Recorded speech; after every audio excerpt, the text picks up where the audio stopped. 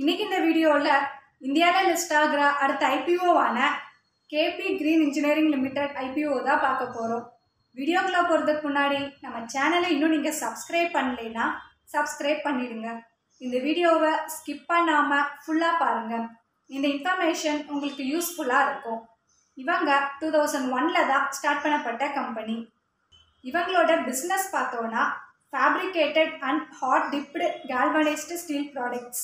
என்னென்ன ப்ராடக்ட்ஸ்லாம் இதில் இன்க்ளூட் ஆகுது அப்படின்னா transmission line, towers, substation and ஸ்விட்ச் yard, mind mill lattice towers, telecommunication towers, monopole towers. அடுத்து ட்ரேஸில் பார்த்தோன்னா perforated cable tray, ladder cable tray, solar module, mounting structure, crash barriers, அது போக pre engineered bill, solar tracker, இந்த மாதிரி நிறைய products இதில் இன்க்ளூட் ஆகுது. ஸோ இதெல்லாம் காம்ப்ரஹென்சிவ் சொல்யூஷனில் ஆஃபர் பண்ணிட்டு இருக்காங்க.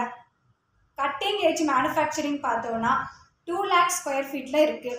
அப்கமிங் நியூ ஃபெசிலிட்டி 64,494 ஸ்கொயர் ஃபீட்டில் பரேஷில் 2024-25 செட்டப் பண்ண போகிறதா சொல்லியிருக்காங்க.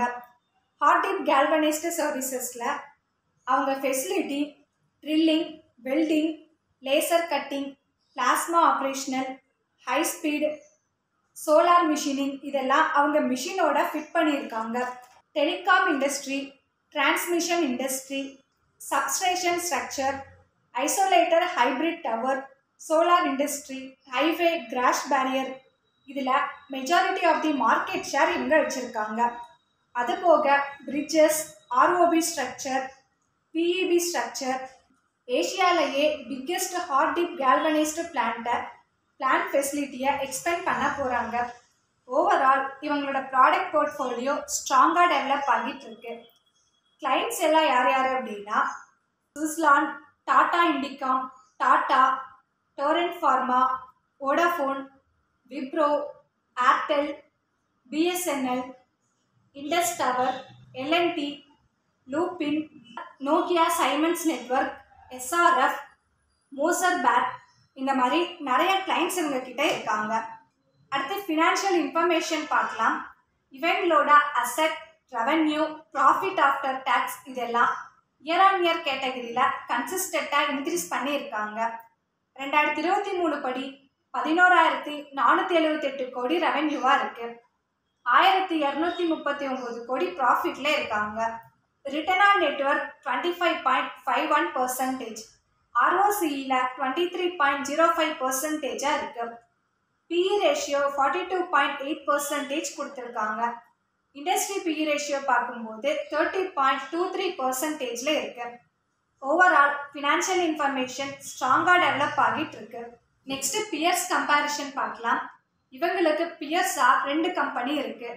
சலாசா டெக்னோ இன்ஜினியரிங் லிமிடெட், ஸ்கிப்பர் லிமிடெட். இதில் ரிட்டர்ன் ஆன் நெட்வொர்க் அதிகமாக இருக்கிறது ஐபிஓவாக வந்திருக்கிற கேபி கிரீன் இன்ஜினியரிங் லிமிடெட். இவங்களோட பியர்ஸ் கம்பேர் பண்ணும்போது இவங்க சின்ன கம்பெனியாக இருக்காங்க. ஃபிஸ்கல் இயர் 2023 படி டாப் 10 கஸ்டமர் கிட்ட இருக்குதா இவங்களுக்கு அதிகமான ரெவென்யூ ஜென்ரேட் ஆகிட்டு இருக்கு.